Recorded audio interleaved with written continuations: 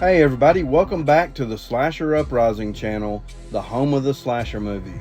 In this video, I will be doing my first ever franchise ranking. And this is so exciting to me, and there's no better way to start than with the Friday the 13th franchise. This is my all-time favorite horror movie franchise. Jason Voorhees is my all-time favorite slasher villain. Now, I love every single movie in this slasher franchise, so keep that in mind. Also keep in mind, this is just how I rank them. My ranking will be based off the killer and the kills, the characters, the story, the setting, and it will be based off of the movies that I revisit the most. So please like, subscribe, comment below, and let me know how you rank the Friday the 13th franchise. I hope you enjoy the video.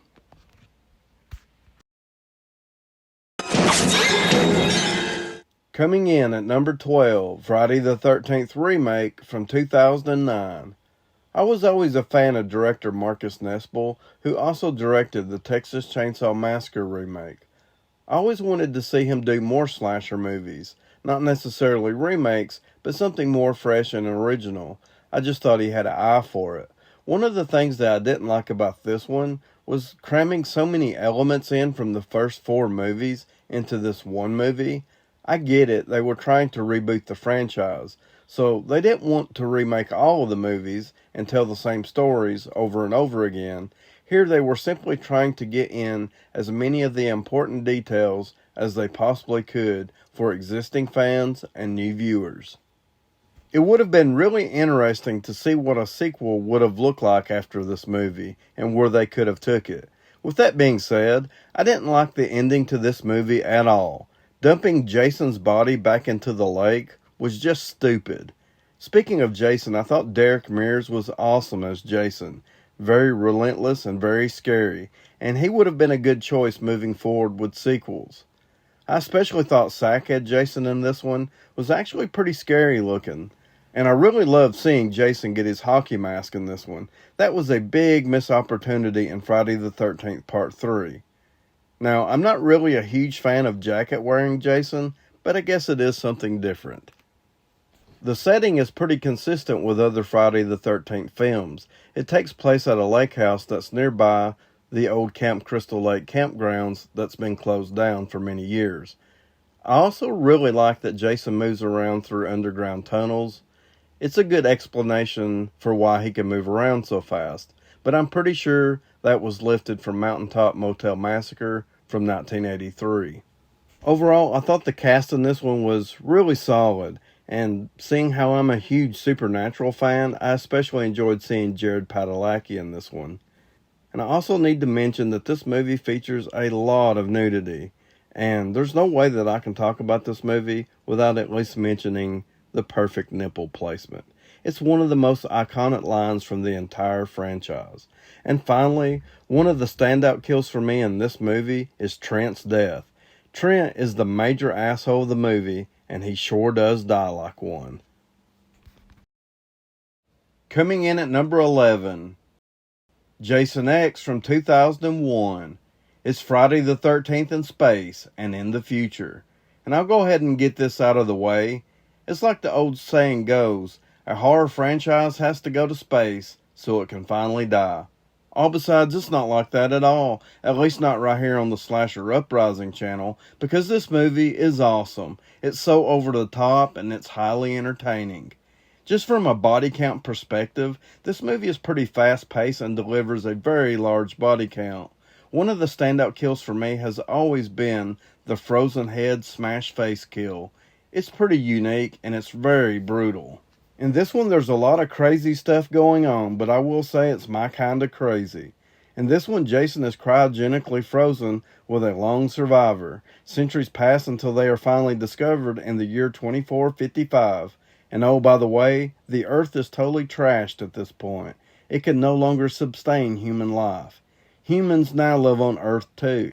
Their bodies are brought aboard the Grendel, a massive spaceship where they are to be thawed and studied.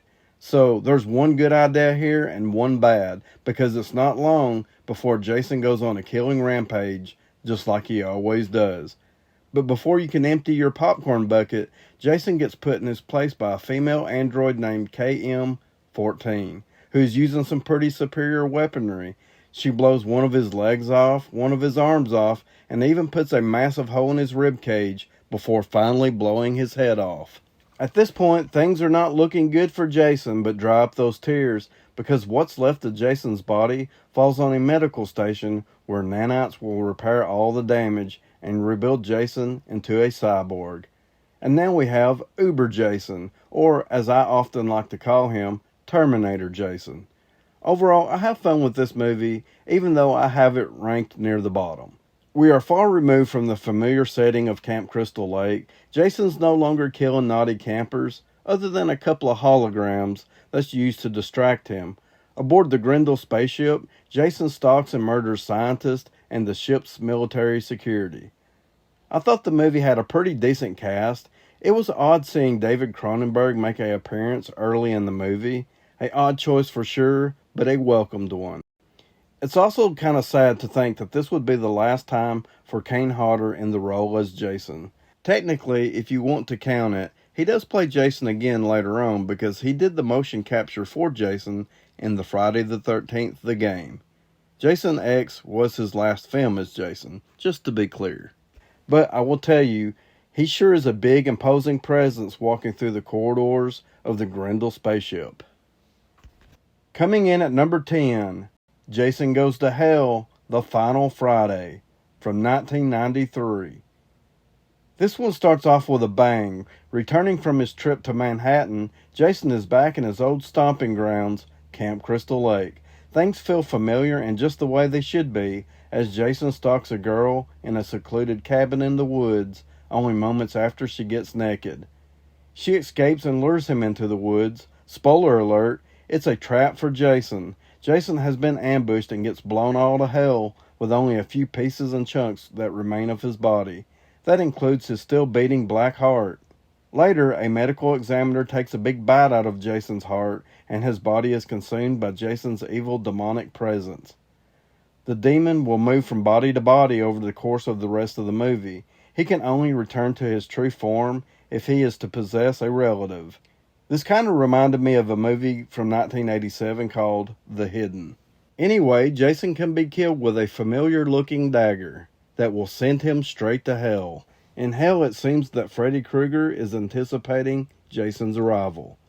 So there's a lot of neat and interesting stuff going on here, and I will just tell you, the first time I ever seen this movie, my imagination was running wild after this one. With it being the 9th movie in the franchise, I totally respect that they just went for it and tried something completely out of left field. The movie features some absolutely brutal kills. In fact, this movie has some of the most brutal kills in the entire franchise. The standout kill for me is the fence pole spike kill during the tent sex scene. It was absolutely brutal. I thought this one had a solid cast as well. I especially liked the Creighton Duke bounty hunter character that was hunting Jason. He's played by Stephen Williams, who was also on the Supernatural TV show. And finally, it was pretty neat seeing Kane Hodder play as a security guard who gets killed by possessed Jason. So he plays as Jason in the movie, and he is killed by Jason. Well, let's just say by another form of Jason. Let's just put it that way. Coming in at number 9, Friday the 13th Part 8, Jason Takes Manhattan, from 1989. The Big Apple is in big trouble. In this one, Jason is once again resurrected when a boat anchor does some damage to some underwater cables. That just so happens to be where Jason's dead body was laid to rest after being killed in the previous film. The cable gives Jason's dead body a good shock, reviving him.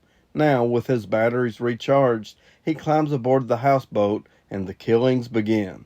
The next day, Jason decides to take a vacation from Camp Crystal Lake, and he climbs aboard a cruise ship called the Lazarus, where he will stalk and kill a graduating class of high school students, teachers, and the ship's crew for most of the movie. And I think that's the biggest problem with this one. It's mostly Jason killing people on a large boat. But that in itself is a pretty unique setting for Jason to be in. We do finally get to see Jason in New York, and I do feel like some of the most iconic scenes and images take place when we finally see Jason in Manhattan. And to give a little credit, As the opening credits roll, we do get to see a lot of the people on the streets and alleyways of New York that will come into play later on in the movie. One of the standout kills for me is when Julius decides to box with Jason on top of a building. He gives it his all. It was a noble try, but ultimately Jason only needed one punch. This scene always reminded me of Mike Tyson's Punch-Out!, the video game. I also wanted to mention the movie's final girl, Rennie, who sees visions of Jason in the lake when he was a boy. She has reoccurring visions of Jason as a boy throughout the movie. These visions are linked to some childhood trauma she suffered when she was learning to swim when she was young. So having a final girl who has visions of Jason felt like a reoccurring theme here, because the previous movie also had a final girl who had visions of Jason. And speaking of Jason, Kane Hodder delivers another amazing performance here. Jason looks amazing. He gets a completely new hockey mask that already has the axe split. And his body looks like it's dripping with slime after being in the water so long. And finally, I wanted to close this one out by saying, this movie is the reason why I never wanted to visit New York.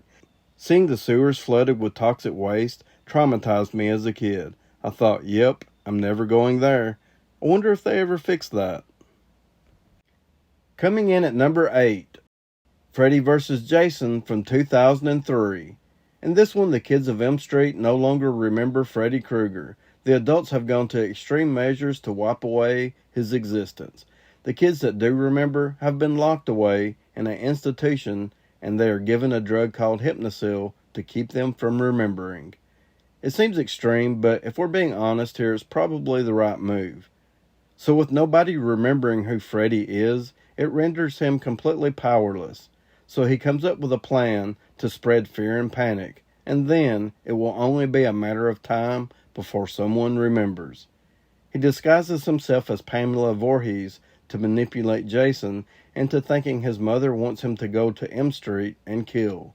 So Freddy tricks Jason into spreading fear. This creates an entirely new problem for Freddy because Jason won't stop killing. If Jason gets all the kills, Freddy can't regain his power. The M Street kids are dropping like flies at the hands of Jason's relentless pursuit to kill them all. The remaining group of M Street kids come up with a plan that causes Freddy and Jason to square off against each other. It's a battle that every fan of both of these horror franchises has been waiting to see ever since it was hinted at in the Jason Goes to Hell movie. I always thought Freddy was really weak in this movie. I only recall him getting one kill. He put up a good fight against Jason, but some of his tactics were just lame. Having Jason afraid of water was just dumb. I can see him being afraid of water if he was a kid, but that's about it. Adult Jason should have no issues with water, but overall the fight was amazing, and I absolutely loved that Jason walked away with Freddy's severed head at the end, leaving no doubt as to who won the fight. As always, Robert Englund was amazing as Freddy Krueger. I especially liked Demon Freddy at the end of the movie, and I thought Ken Kersinger did a really solid job as Jason as well. I actually got to meet and talk with Ken Kersinger, and he was just a great dude. He was so nice to me and my family. We talked about all kinds of Friday the 13th stuff, and he was even interested in some of my ideas that I had. And finally, I wanted to mention that one of the standout kills for me in this movie is Catherine Isabel's character, her asshole boyfriend's death.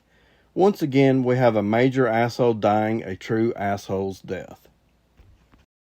Coming in at number 7, Friday the 13th Part 7, The New Blood, from 1988. In this one, we have a final girl named Tina who has telekinetic powers, making her a formidable foe for Jason. As a child, Tina uses her telekinetic power to destroy a dock her father is standing on only moments after her mother and father were in a fight. Her father falls with the collapsed dock and drowns, and apparently his body is never recovered. Years later, Tina returns to the same lake house with her mother and her doctor, Dr. Cruz. And I'm sure it's going to be no weekend at Bernie's. Tina still has trouble dealing with her father's death. Dr. Cruz suggests that being back at the place where it all happened is the best way to get over the tragic events of the past. But it seems Dr. Cruz has some ulterior motives. Luckily for Tina, there's teenagers partying next door, and it offers her a way to escape the intense sessions with Dr. Cruz. Unfortunately for everybody, Tina unknowingly uses her telekinetic powers and accidentally resurrects Jason from the bottom of Crystal Lake, where Tommy Jarvis had laid Jason's body to rest in the previous movie. Once again, Jason starts killing off not only everybody at the lake house, but anyone who dares to enter the surrounding wooded area. Tina begins to see visions of Jason. The showdown between Tina and Jason is an absolute blast to watch. Jason takes a lot of damage in this movie, including having his hockey mask torn from his face. It's a pretty iconic moment. This movie has some amazing special effects, and this is my absolute favorite version of Jason. The design is nothing short of amazing. This was the first time for Kane Hodder in the role as Jason, and he did such a great job, he got to reprise the role of Jason 3 more times after this movie. I've gotten to meet and talk with Kane Hodder several times over the years, but it's our very first conversation that still stands out to me the most. And it's simply just because he is so thankful to John Carl Buechler for giving him this tremendous opportunity. And speaking of John Carl Buechler, I thought he did a great job with this movie, with all things considered. I could only imagine how much more he could have improved this movie if the studio wasn't so involved in it. And finally, I wanted to mention one of my standout kills from the movie, and it's Melissa's death. She takes an axe to the face, and then she's tossed away like a rag doll. And for a bonus, I have to mention the sleeping bag kill. Now that's classic stuff. And as bad as I hate to mention the ending, it's rough. To me, it's the worst ending out of all the movies in the entire franchise. But regardless, I still love this movie, so let's end this one on a positive note. That recap intro at the start of the movie is nothing short of amazing. What a fun way to kick off the movie and to get the audience up to speed and get the ball a-rolling. Coming in at number 6, Friday the 13th from 1980. The movie opens at Camp Crystal Lake in 1958, 1 year after a boy named Jason Voorhees drowned in the lake because the counselors weren't paying attention to him. Jason wasn't a very good swimmer. As we hear frogs croaking and singing just off in the distance, we get our very first look at Crystal Lake. 2 counselors are murdered, and then the campgrounds are closed down, and then the movie moves to present day 1979 as the camp is set to reopen, much to the dismay of the locals who claimed the campgrounds to be cursed, and I think jinxed is a word somebody used. Anyway, the locals have nicknamed the site Camp Blood. And this is the first time that I can recall seeing a creepy guy warning people to stay away. Of course, in this movie, it's Crazy Ralph. It's a character archetype that will become a staple in the slasher genre moving forward. Now, it's quite possible this character type existed before this movie, but I think it's safe to say here that Crazy Ralph made the character type famous. Of course, murder and madness ensues at Camp Crystal Lake as the counselors are being stalked and murdered by a mysterious killer. Spoiler alert, is Pamela Voorhees, the mother of the kid who drowned in the lake in 1957. It's a shocking reveal when we find out it's a mother seeking revenge. As much as I love this movie and its shocking ending reveal, that's also one of my biggest problems with this movie. As the movie is building up to this reveal, we have a dead body hanging from a door. A dead body is even thrown all the way through a window, a feat that I can only imagine would take a great deal of strength. Not to mention moving the dead bodies around to various hiding spots all over the campgrounds.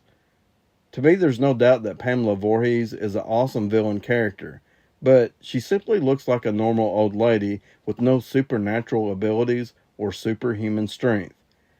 I'm just not sure she's physically capable of everything that goes down in this movie. Now, I'm nitpicking here a little, so let's just move on. The movie famously features special effects from Tom Savini, but I always thought it was odd as the movie approaches the end, the kills start happening off screen.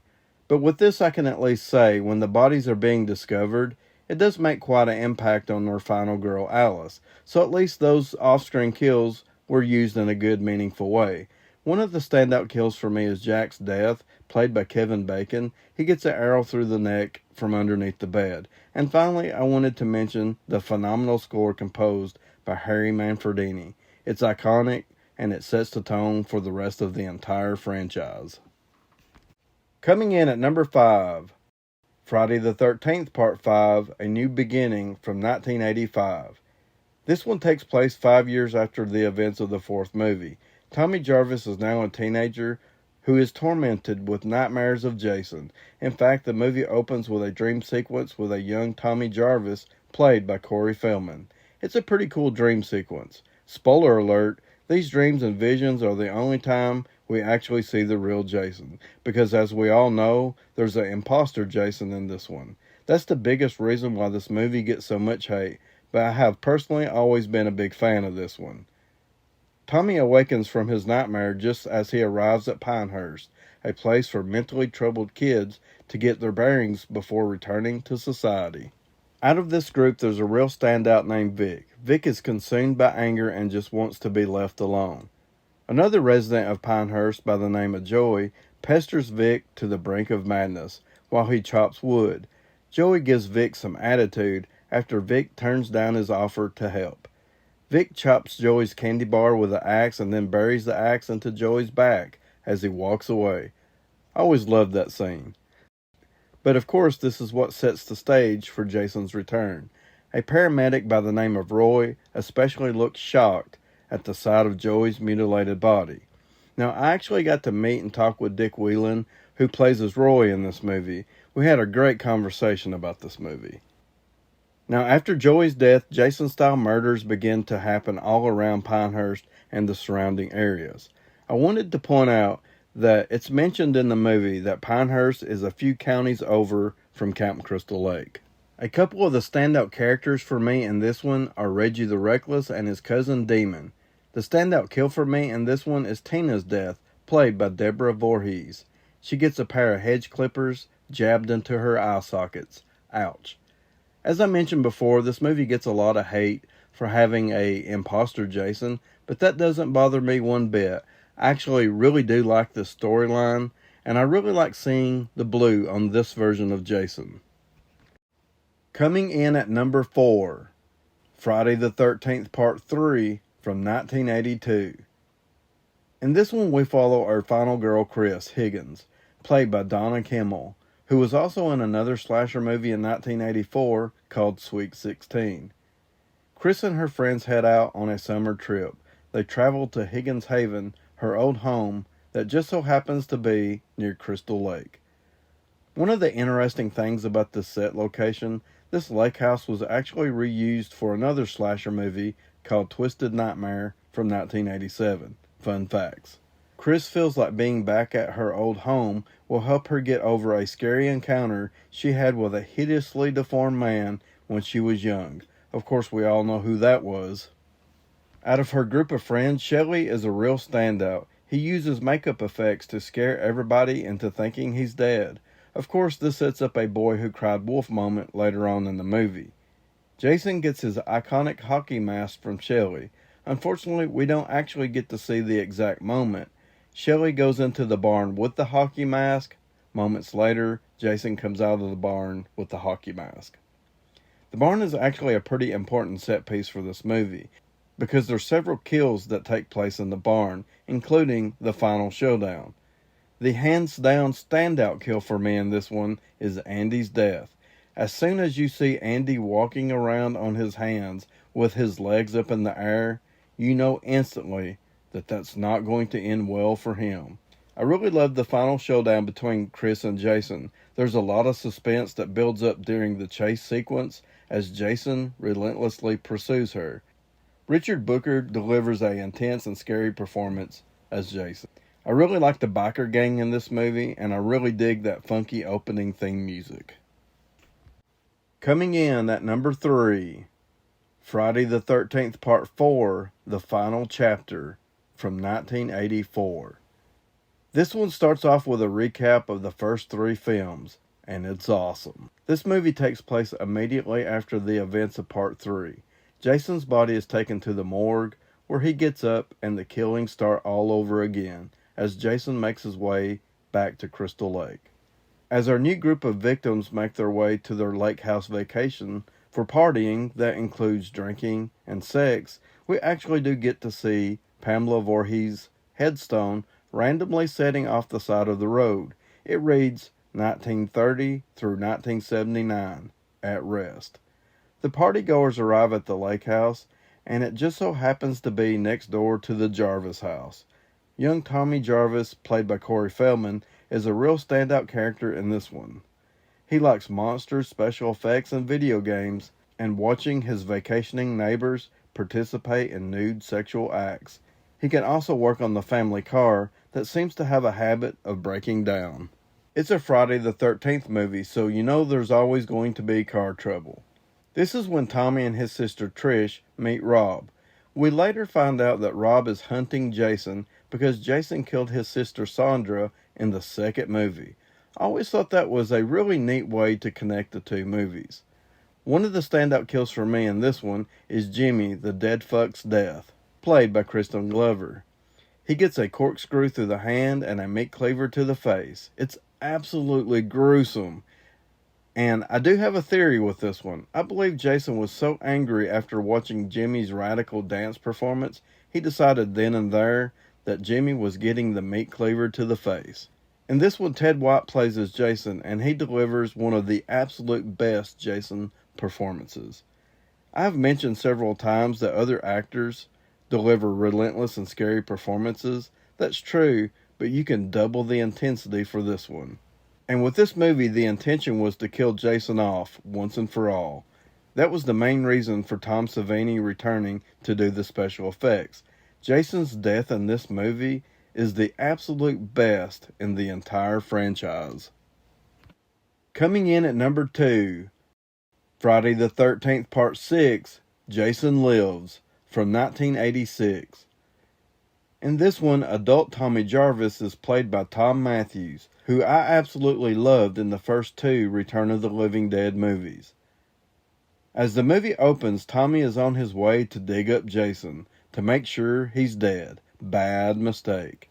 I'm pretty sure Tommy is driving the same pickup truck from Part 5. If not, it's very close. And something else that I wanted to point out here, this entire sequence reminds me of the dream Tommy has at the beginning of Part 5. And maybe that's where he come up with the idea of digging up Jason. Regardless, Jason is resurrected by a bolt of lightning just like Frankenstein. Meanwhile, back at Camp Crystal Lake, now renamed Camp Forest Green, a new group of counselors, or victims, however you want to describe them, they await the arrival of their young campers. That's right, this one actually has kids, and because of that, this one feels more like a summer camp movie than any of the other movies in this entire franchise. One of the standout characters for me in this movie is easily Megan. In fact, she is my second favorite final girl out of this entire franchise. One of the standout kills for me in this one is Court's death. He takes a knife to the side of the head while driving an RV, causing a violent crash. One of the things that really makes this scene work for me is Court is jamming down to some Alice Cooper. In fact, this movie is loaded with some great Alice Cooper songs. Most of them from his Constrictor album that just so happens to be my all-time favorite Alice Cooper album. In this one, we have C.J. Graham as Jason, and out of all the actors in this franchise to play as Jason, I always thought C.J. Graham was one of the most deserving to reprise the role of Jason. This was the beginning of Zombie Jason, and he totally rocked it. I also wanted to mention that I got to meet and talk with C.J. Graham. He was really nice, and it was really cool of him to want to include my wife and son in with our conversation. That was really cool. Now, I'm not a huge fan of the idea of putting Jason's body back in the lake. I mean, Jason was dead enough when he was laying in his undisturbed grave. But at least here, there was a lot more effort put into putting Jason back in the lake, opposed to just rolling him off a dock like in the remake. So I can't really knock it all that much. In closing, when I play the Friday the 13th video game that released on the Nintendo Entertainment System in 1989, Jason Lives is the Friday the 13th movie that the game most reminds me of. Coming in at number 1, Friday the 13th Part 2 from 1981. There's no doubt in my mind that this is one of the best slasher movies ever made. This one picks up 2 months after the murders from the first movie. Alice is the sole survivor of the tragic event that took place on Friday the 13th, Jason's birthday, as explained by Pamela Voorhees. Alice is recovering from the traumatic experience alone, and I have to say that I absolutely love the opening of this movie. For the very first time, we are in the presence of Jason Voorhees. He has tracked Alice down in a neighborhood where he will get revenge for the death of his mother. The movie then takes us to Packanack Lodge, where we will meet a new group of camp counselors. The campfire scene telling the story of Jason was nothing short of amazing. It might just very well be the reason some people tell campfire stories still to this day. And before I forget to mention, this new campground is located near the original Camp Crystal Lake campgrounds that's long been closed down, so naturally we get some curious counselors wandering off to investigate. One of the standout characters in this one is fan favorite final girl Jenny, played by Amy Steele, who was also in another slasher movie in 1986 called April Fool's Day. Jenny is everything you could possibly ask for in a final girl. She is smart, resilient, and she also has a good sense of humor, making it easy to root for her. Near the end of the movie, when she discovers Jason's shack and finds Jason's mother's head set up as a shrine with dead bodies laying all around, Jeannie is quick to come up with the idea to pretend to be Jason's mother by using her sweater to distract him. I really like Steve Dash as Sackhead Jason in this one. He's not as big as some of the other Jasons, but he really had the backwoods hillbilly thing down. One of the standout kills for me in this one is Mark's death. Mark is a wheelchair-bound counselor who takes a machete to the face and then rolls down a flight of stairs. The ending of the movie is a bit of a mystery because Paul and Muffy the dog both survived, but after a final scare from Jason, Jenny wakes up the next morning being rescued by the police and is taken away in an ambulance, giving the ending a dreamlike quality. It's a recurring theme with this franchise, ending the movie with a "is it a dream or is it real?" question at the end. So there you have it. This has been my complete Friday the 13th franchise ranking. This started off as a simple ranking video, but I couldn't help myself. I had to give some brief thoughts and summary to each and every movie. It was a go big or go home type deal, so I went big. I hope you enjoyed.